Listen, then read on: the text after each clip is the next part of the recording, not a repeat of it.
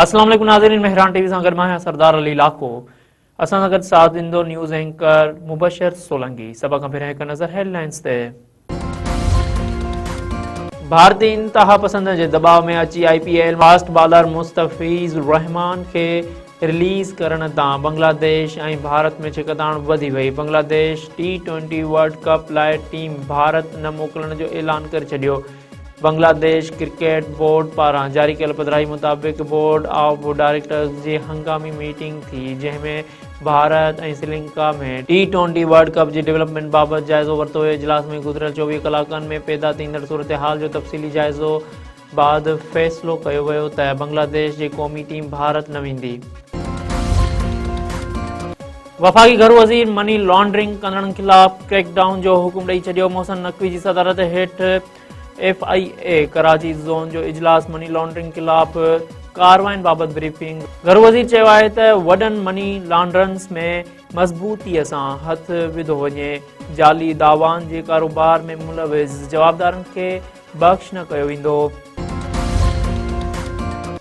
अमरीका पारां इक़्तिदार जी मुंतक़िलीअ ताईं वेनेज़ुएला खे पाण हलाइण जो ऐलान। डोनाल्ड ट्रम्प चयो आहे त अमरीकी तेल कंपनियूं Venezuela उमाणींदासीं।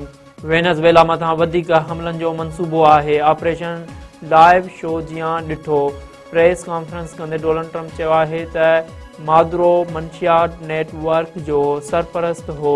Opposition leader Maria Corina खे अवामी हिमायत हासिल नाहे। मारिया कोरिना सां राब्तो नाहे थियो। वॾे वज़ीर सिहत मुराद अली शाह चयो आहे त सूबे जे अमन ख़राब कंदड़नि खे सख़्ती सां मुंहींदासीं। तालीम असांजे फ़िक्री मुस्तक़बिल जी ज़मानत आहे। इल्म खे मुआशरे जी बहितरीअ लाइ इस्तेमालु करणु घुरिजे। कराची में अलामा इक़बाल ओपन यूनिवर्सिटीअ खे कॉन्वेंशन खे ख़िताब कंदे वॾे वज़ीर वधीक चयो आहे त अलामा इक़बाल ओपन यूनिवर्सिटी ज़ुल्फ़कार अली भुट्टो शुरू कई। हीउ इदारो पीपल्स पार्टी जे नज़रिए जो तसलसल आहे। जमायत इस्लाम जे अमीर हाफ़िज़ नईमुर रहमान चयो आहे त बिलावल भुट्टो ज़रदारी जो विजन कराची खे मोहन जो दड़ो बणाइणु आहे। पीपल्स पार्टी कराची दुश्मन जमायत आहे। उनखे फारम 47 ज़रिए मढ़ियो वियो। ही कराचीअ जा 3400 अरब रुपया खाई विया आहिनि। कराचीअ में प्रेस कॉन्फ्रेंस कंदे हाफ़िज़ नईमुर रहमान चयो त सिंध जी सूरतहाल ॾिसूं था त दिलि रत जा ॻोढ़ा रोए थी। पीपल्स पार्टी चवे थी त K4 मंसूबो वफ़ाक़ जी ज़िम्मेवारी आहे। K4 लाइ पाणी घरनि ताईं पहुचाइण जो कमु बि सिंध हुकूमत जो हो, पर सिंध हुकूमत पंहिंजे हिसे जो कमु नाहे कयो। शिकारपुर वेझो पुलिस मुक़ाबिलो ॼाणाए 2 नौजवाननि जे क़त्ल करण वारे वाक़े जो जिरगो। 18 पुलिस अहलकारनि मथां 3 करोड़ 3 लख रुपया ॾंड। ॻोठ फरीद जतोई में अमीन अहमद बुलैदी जे सरपंचीअ हेठि मक़तूल नौजवान गुलाम मुर्तज़ा जतोई अमजद अली लोहर जे क़त्ल जो जिरगो थियो। डिसमिस फ्राम सर्विस कयल 12 पुलिस अहलकार ऐं अमलदारनि समेत शिकारपुर पुलिस जे 18 अहलकारनि ते 3 करोड़ 3 लख रुपया ॾंड विधो वियो। ॾंड जा 1 लख रुपया मौक़े ते ई अदा कया विया। बक़ाया रक़म 3 क़िस्तुनि में अदा कई वेंदी।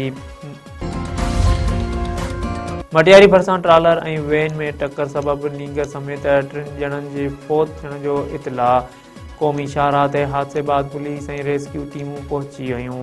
वैन में फाथल माण्हुनि खे ॿाहिरि कढण जो सिलसिलो जारी। 4 खां वधीक ज़ख़्मी नाज़ुक हालत में इस्पताल मुंतक़िल।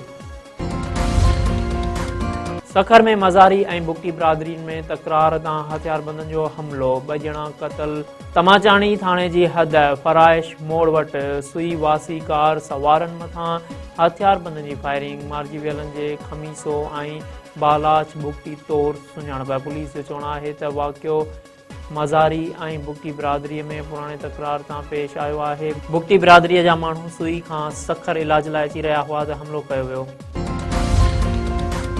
जेकमाबाद वेझो मुसाफ़िर वैन टायर बस्ट थियण सबबि कल्टी थी पई। हादसे में मासूम नींगरी फौत, 13 ॼणा ज़ख़्मी। क़ौमी शाहराह ते हादसे जे नतीजे में वैन सवार 14 मुसाफ़िर ज़ख़्मी थी पिया।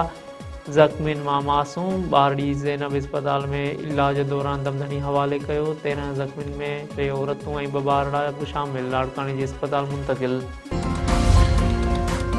घोटकी वेझो धनार रेलवे ट्रैक पार कंदे ट्रेन जी टक्कर में फौत।